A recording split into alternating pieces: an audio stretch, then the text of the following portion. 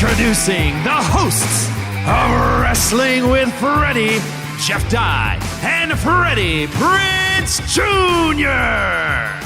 Ladies and gentlemen, welcome back to a brand new episode of Wrestling with Freddie. Wrestling with friends today because we have not one but two homies. We have with me, as always, my co-host, Mr. Jeff Dye, and our guest, who I want to get right into. You've known him by multiple names. I now know him as the Flying Viking. Yeah. Mr. Adam Copeland has joined the show, and it's a pleasure to have you here, sir. How you doing? Well, thank you for having me. I'm glad you didn't go down the list of names, because I'm sure there's been a lot over the years that might not fly.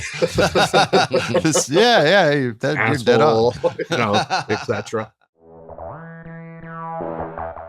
I'm playing hurt today, and I blew out my back trying to get big and strong like you and all your friends. So I was unable to pick up a piece of equipment that you have helped develop and you and Christian are out with now, called the Pure Plank. I want to talk about the importance of mental health, because this is Men's Mental Health Month. I think it should probably be focused on about 12 months a year instead of just one.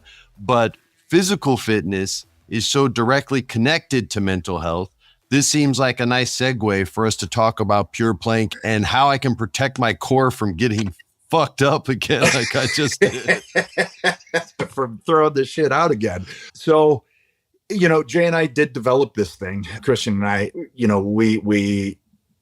he had an idea after I kind of showed him how I started to get back in shape. And it was for those reasons. I'd throw my back out. I have two toddlers. So for about 4 years, I'm walking bent over with the pinkies. You know how that is, right? Yeah. Your lower back goes, wait, dude. And then all of a sudden you got a gut, and I'm sitting 260 and I'm getting tired walking up the stairs. And I was like, okay, I got to do something here, because I got to be around for these kids. I had kids later in life, So I started planking, because I thought I used to love planking. It's body weight. That's a good way to dip my toes back into my physical fitness. So that kind of pushed the door open to diet. That then pushed the door open to working out again, because the endorphins, the dopamine, you're starting to feel like you again, right? Like you talked about, helped with my mental fitness, which is kind of where it almost needs to start. In a way, you gotta realize there's something up, and you got to make some changes. Yeah. And that's what I did. And then I was going down to Jay's, because I was getting ready to come back. And then we were doing the stuff with the Tropicana Field and everything, and during the pandemic. And he said, how are you getting your abs back? I was like, honestly, I started with planking. He goes, come on, whatever. So I said, well, do one.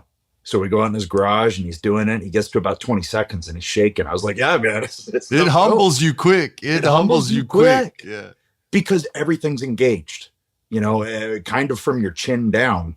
Everything needs to be engaged. So then we started talking about it, and he started doing research, and he's looking at, is there anything on the market for this? Like, he immediately went to, there's a way to make this better, make it better for people who are a little bit beat up, who have sore elbows, who have sore wrists, who have sore shoulders, who have multiple surgeries, who have bad backs, or, women who have just had C-sections or in postpartum, and trying to get your core back. And Beth will be the first one to talk about this. It's such a battle. Yeah. Because for women, when they get pregnant, like, their ab muscles expand, and I can't even imagine trying to get your core back after that. Yeah, man. But we thought this might be another tool to be able to help with that. Here we are, kind of like 3.5 years later, and the product's out, and we keep selling out. And all I can say is, from my own personal experience, when I started with that, it strengthened my core. And after I strengthened my core, everything else followed. Yeah, Sarah is picking up ours today at our PO box, so I will have it very soon. Jeff, go ahead, because I promise I'll hog the whole time that we have this, man. So please get something in there. I've been sitting here like a little kid going, when do I get to talk to Edge? When do I get to talk to Edge? What is this? I'm a big fan. We're big fans. Everyone's a big fan. You've had an incredible career. You know that. It's not even close to over yet. But you've gotten to perform all over the joint, right? You've been everywhere. You've got to be in the best eras of wrestling. We don't know what the future will hold, but I mean, we can confidently say you've been in the best parts, the best eras of wrestling, best time, in my opinion. Is there any venues you haven't played that are on your bucket list? Yes. And really the regret that I have in this injury happening when it has was Wembley Stadium. Oh, dude. I was really, really pumped for Wembley because throughout everything and all the different venues I've been and all the, like, even all the dumps that I've wrestled or the barns that I've wrestled in or the just whatever, right? Wembley, man, like, I just think of Freddie Mercury. I think of Queen. I think that's where I go. And it's like, oh, Wembley, I can't wait. Well, looks like I'm going to have to wait longer. So that one, Arena Mexico. I've always wanted to wrestle Arena Mexico. Always. And I remember once I went there when I was world champ and I put on a lucha mask and I went to Arena Mexico show and I sat in the second row and nobody had an idea. Yeah, I love that. No way. I had a Mephisto mask on and I just sat there. It was so much fun. And just the look of it and the feel of it. And Adam, whenever I go to wrestling in Mexico, I don't wear a mask and people don't recognize me either. They have with no mask or mask, they have no idea that it's me. I didn't want to be one of those guys that showed up and then all of a sudden it's like, I don't want to take away from the show at all. So I was like, it'd be fun to wear a lucha mask. Oh, that'd be great. I've always wanted to. So should have wore La Parca. You'd have been more famous if you wore La Parca. Eastador's mask, because I heard those guys were pretty good.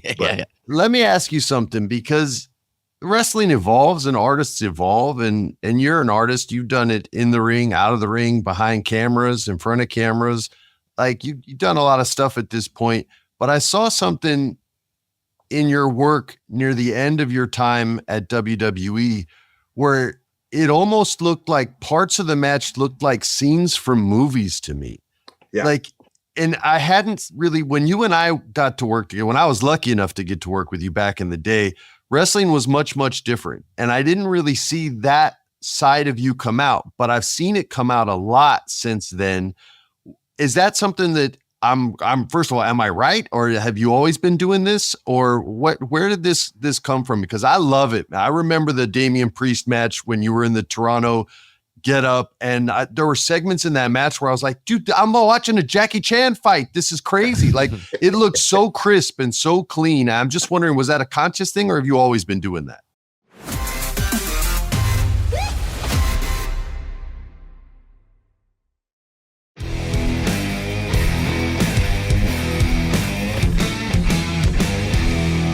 I think it became more pronounced after I came back this time. And I truly think it was from the amount of the television that I did, outside of the wrestling bubble. When I was forced to retire in 2011, right? So I get the Haven gig by accident, right? So that from one episode turns into 41. And then from there, it's like, okay, I really like this and I enjoy it. Now I'm taking acting classes and I can't wrestle. So what do I do that still taps that creative vein? Well, acting does. And it was about the fourth episode in, I was like, I'm really falling in love with this. And because my only thing ever, I want to be a wrestler. That is it. I had no aspirations of being an actor or being anything else but a professional wrestler. But you tell me I can't do that. Okay, well, then I got to wrap my mind around it. And then as I started acting, I said, oh, I don't want to suck. Like, but I don't know what I'm doing.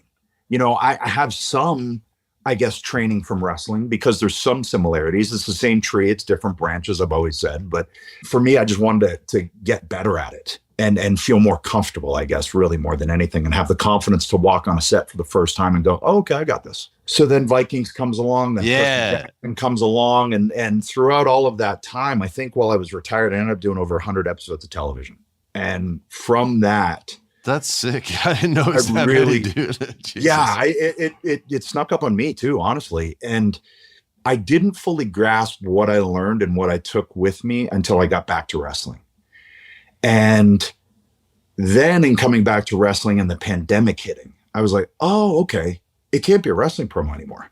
Now it's a monologue. Yeah. Yes, dude. Yes. Now it's a monologue. And now they're going to hear all of the things that I choose to do. And they're going to see all the choices I make instead of what or whatever it is. Right. Yeah. Now whoever's still watching at this point, during a pandemic, now they can see the subtleties. Now I can play with that stuff. Now it doesn't need to be all massive and big to play to an audience that's a football field away. Yeah, now, dude. It's just bam, bam. And I can play with that. And I had so much fun in doing that. And even in putting that into matches and making sure that there's moments like with the I Quit match with Finn Balor. I wanted to make that a movie. Yeah, dude. That was crazy. I love that match. I'm so glad you brought that up, dude. It was one the only way to make you quit. The only way to make you quit. And I wanted that final 10 minutes to be the end of that movie where the good guys don't win. Yeah. And the bad guys walk out of it like with just still like being even worse, and just the handcuffing and all that stuff. I was like, we can make this like, I don't know, pick a movie, but there's those certain movies where there's a gang and there's a husband and the wife and they are trying their best to defend their family, but it just doesn't work. Yeah, man. And that was the story that we're trying to get across there. Yeah, it's like that moment in RoboCop where he's still just a regular cop and you're like, oh, he'll save the day. Oh, no, he's going to get shot to hell. Yeah. And you don't really see it coming either. Like on paper, Babyface doesn't lose an I Quit match. Yeah. That doesn't happen. Like, I don't think it's ever happened. I think I might have been the first Babyface to lose an I Quit match. I don't know. Maybe I'm wrong, but the way we were able to put that one together, the way that Finn and Damien and Dom and Rhea and then Beth, I was just so watching it as I'm handcuffed. I was so excited, like seeing Beth and Rhea come nose to nose and seeing the crowd come up. I was like, oh yes, because I've always wanted to see those two face to face. So it was so cool to see the different generations come at each other like that. It's those types of moments in wrestling, and they always happen because wrestling, you can wrestle till you get much older. It's not like boxing or something like, or tennis, something like that. So you can get to have those moments. And that was one that the crowd really was excited for. They got really, really hot for it. Really bit into that one. And then it all depends on whoever's booking. Like, do they see it? Because if they don't see it, then it ain't going to happen, because there's a lot of things that I think get swept away that, I always got told, well, they don't remember. Like, now they remember stuff. I think wrestling fans, I think any, whether it's, I don't know, Back to the Future fans, they're like, name a fandom, people remember. Dude, like, I have the Back to the Future 2 Pepsi bottle to the left of me, like right now. We remember shit, bro. We remember, right? So the other night I watched Goonies with the girls, and I was reciting the whole thing. Yep. That movie holds up. Not all of them hold up. That movie holds up for sure. Like Slapshot, as much as I love it, you watch it now, and it's like, I know. Caddyshack feels a little rough. The foil. There's a lot of them that feel a little rough, but Goonies holds up for sure. Rough. No, Goonies holds up for sure. Jeff, jump in there. All man. right. Go ahead. Look how generous I am. I know, I'm not being love it. selfish. You're sharing edge with me, and it means a lot. Yeah, and also to speak what you guys were just speaking about, like, but people do remember, especially wrestling fans. And in baseball, you don't ever get to see like the legends of a different time face the new times. But in wrestling, you can do that because of how sports entertainment works. Like, you versus Undertaker in SummerSlam, or when you versus Foley with WrestleMania 22. Like, there's a lot of like where we kind of get to see it and they make it happen, and those are huge moments. I get to wrestle Terry Funk. Yeah, it's pretty sweet.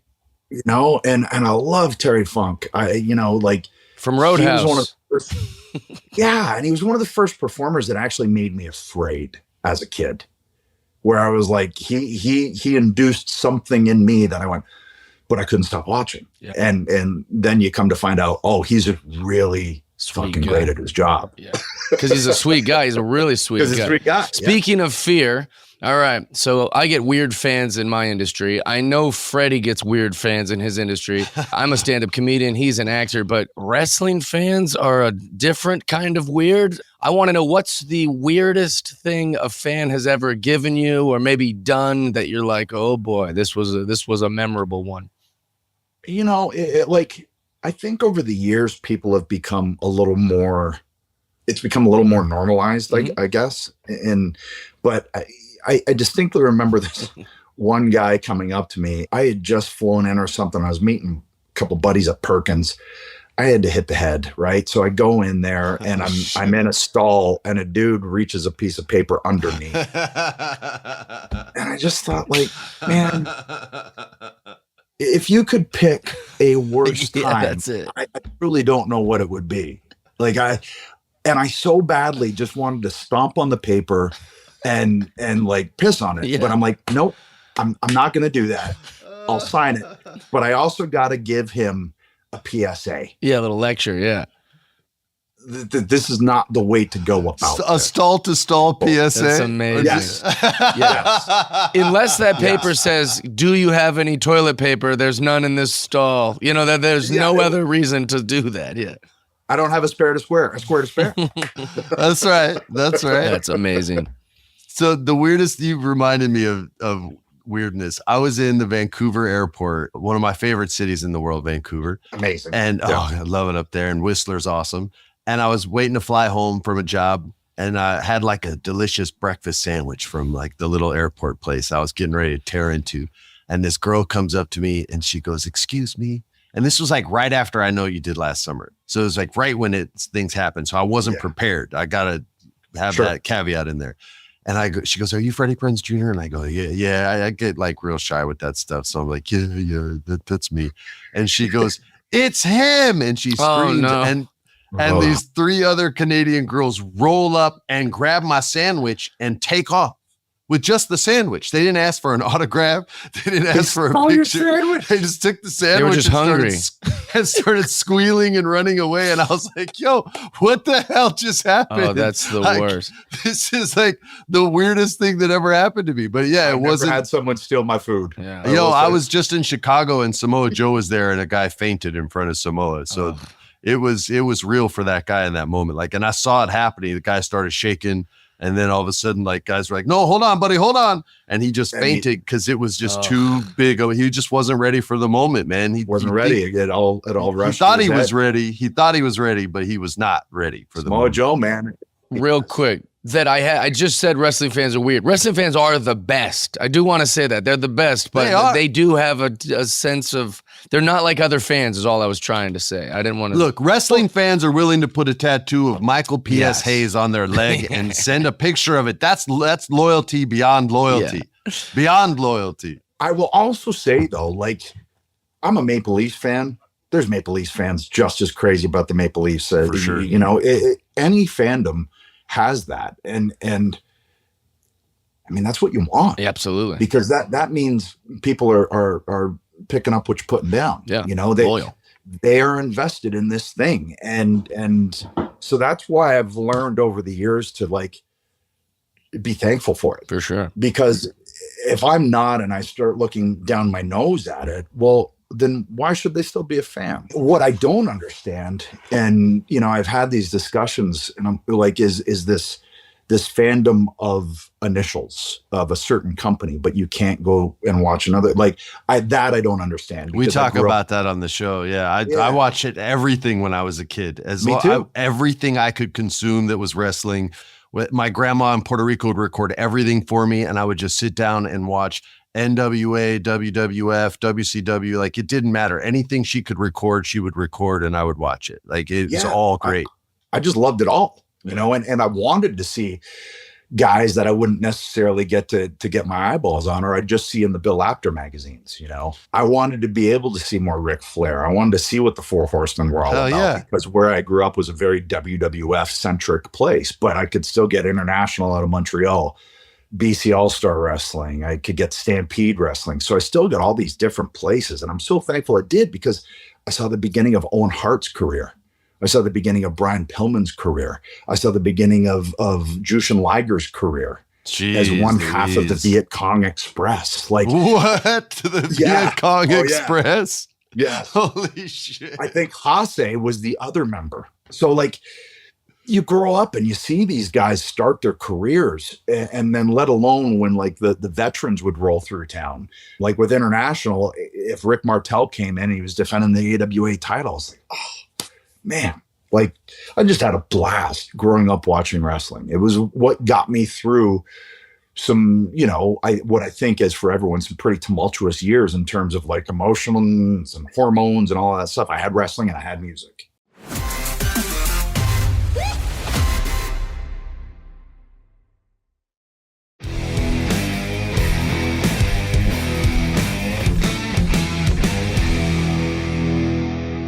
We predicted on this podcast that you would not go to AEW. We were like, nah, no chance. I mean, I thought there was zero chance you'd go to AEW. So I was on the same page with that, but the way what you just described completely explains why you were able to make that shift. How difficult of a choice was that? Sorry to jump in, Jeff. No, that's the same question and steal everything. But how was it a more challenging decision than you thought, or was it? Look, I love to wrestle. This is just a different canvas, and I'm going to go paint. That was really what it boiled down to. And I just thought of all the paints I'd have at my disposal. And I also knew that I would be needed for more, which was really enticing. You know, I can always preface everything with this. This is not a knock on the WWE, but I was break glass in case of emergency, or we need something for this. Let's call Adam again. And it's every 3 months, or it's every 4 months, or maybe there's a little story here, but then it's gone again, and then it's back again. I became the king of the comeback, and it almost became like farcical. You know, it happened so many times. So I looked over there, and I looked at the roster, and Jay's there, you know, so get to work with my best friend. And that's the only way this is going to happen, is if I go there. But then I looked at the roster, and I just started salivating, because I'm like, man, talk about a blank canvas, and talk about like a brand new palette to work with. Moxley, Claudio, Danielson, MJF, Jay White, Samoa Joe and I have never worked each other. Like, that's insane to me. That's wild. It's wild, right? The Young Bucks, FTR, like, that's off the top of my head. And that's, yes, we didn't even mention Swerve the champ. Swerve. Like we didn't even, they have a deep roster of guys you haven't touched yet. Yeah.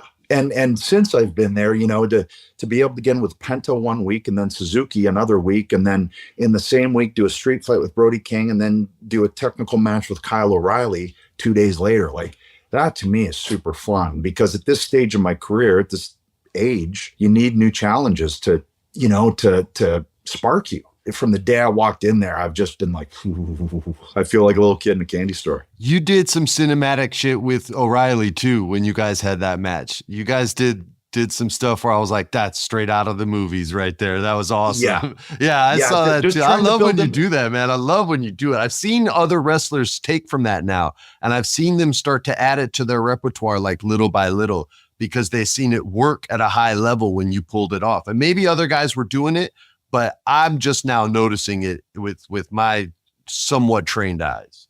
So Randy has always done it, and it's just making sure to build those moments. But you can't just do them. You got to build to them. And if you don't have the time, well, then it's not going to work. So it's really just, it needs to be the right opponent. It needs to be the right scenario. It needs to be the right amount of time to be able to really pull it off. Thankfully, at this stage, I'm given the time to be able to paint those moments and be a part of, you know, kind of constructing that.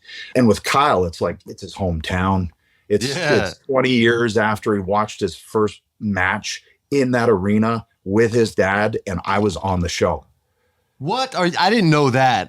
They may have said that in commentary, but I don't remember that. That's wild. And his dad came to this show, and his family was there. So it's it really writes itself so that you can get some real moments in there. And for me, the goal is always to have the audience believe this guy's going to lose the title. And I love that about guys like Ric Flair, where nightly, I didn't know if he was going to walk out with the title. Like Shawn Michaels, I didn't know if he was going to walk out with the title. Because y'all take such a beating, man. Well, it makes me think, oh shit, this is the time he's going to lose.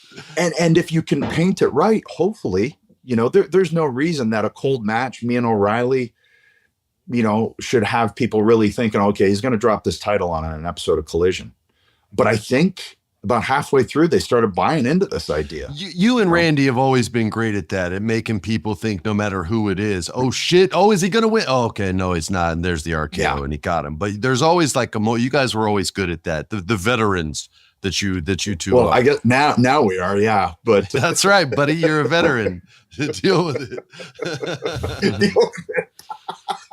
I will say, does it bother you? Guys like me are still calling you Edge. I can't stop doing it. You know, it's one of those deals. Like I've never introduced myself as Edge. I've never called myself Edge. You know what I mean? Yeah. So for me, I just go, well, I mean, I played a character named Edge. Yeah. But I also played a character named Flatnose. Right. You don't call my wife Buffy. You call her Sarah. Call him Adam, dude. I know, but it's hard for my brain. Mr. Scissorhands. Wow. It's hard for my brain though, because wrestling is different for me than a movie script or a TV show. Yeah. It's like I used to date a wrestler. She'd be like, "Oh, we're gonna go. Mark's gonna be there." I'm like, "All right, big deal. Who the hell's Mark?" And then we get there and it's like Undertaker. I'm like, "Why didn't you tell me?" Like that. Like she goes, "I did tell you." I think it's closer to like a really successful sitcom. Like Michael Richards is probably always going to be Hall of Famer. Absolutely. And Jennifer Aniston's, some people are always going to call her Rachel. Right. 100%. 100%. It's just one of those things. So yeah, I mean, that means people watch. That means something I did stuck with them. Absolutely. And that's a compliment. Yeah, it throws people off. Well, like Hulk Hogan, you know, he's I'm Terry. I'm like, hey, you're Hulk. All right. That's just how that's yeah. I'm always going to see and hear you as that. Yeah. How much longer are you going to be hurt? What can you even talk about it yet? Is it too early to even know? Only what I know is that it's non-weight bearing for 8 to 10 weeks, which is by far the most frustrating part. But this is the same leg that I tore my Achilles on, so I kind of know what it is, and it's just a whole lot of doing nothing at first except healing. That's your job. Once I get walking again, that's when I can have a better gauge of like, oh, this is going to be a 6 month. This is going to be 8 month. I guess it was just a bad area. You never want to break your leg, but it was right above. Is there a good area? There's not a good leg break, but it was just above the ankle joint, which I guess is called a pilon fracture. So there's more that comes into it in terms of the healing process, you know, with the tissue, with the blood flow. And I'm 50, right? So I have to be a realist and understand that my body is going to place some limitations, you know, on myself that just weren't there before. Hence why I got hurt. I truly think when I was 30, I could have pulled it off.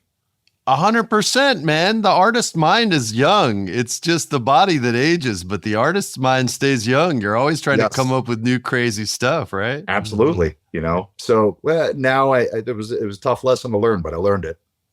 Well, listen, man, thank you for doing the show. You guys can get the Pure Plank at gopureplank.com, make them sell out again because they keep selling out. I got to get my ass on it so I can stop getting injuries. I appreciate you being a part of this show.